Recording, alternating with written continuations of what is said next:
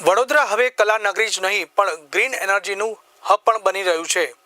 વડોદરાના ગોરજ પાસે આવેલા મુનિ સેવા આશ્રમમાં દુનિયાની સૌથી મોટી સોલર ડિશ કાર્યરત કરવામાં આવી રહી છે, જે પર્યાવરણ અને ઉર્જા બચત ક્ષેત્રે ભારતનું નામ આખી દુનિયામાં રોશન કરી રહી છે।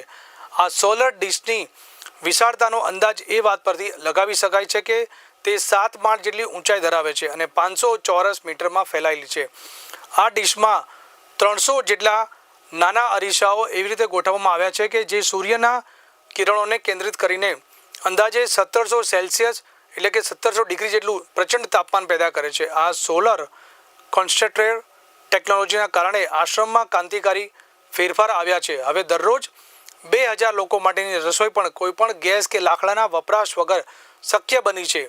એટલું જ નહીં, આ શક્તિશાળી પ્લાન્ટની મદદથી આશ્રમમાં 100 ટન ક્ષમતાનું એસી એર કન્ડિશનર પણ સફળતાપૂર્વક ચલાવવામાં આવી રહ્યું છે।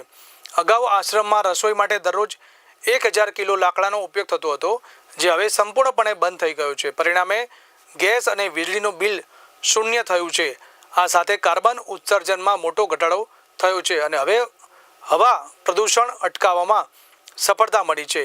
વડોદરાનું આ સોલર મોડલ આજે સમગ્ર દેશ માટે સ્વચ્છ અને સસ્તી ઉર્જા મેળવવાનું ઉત્તમ પ્રેરણારૂપ ઉદાહરણ બન્યું છે।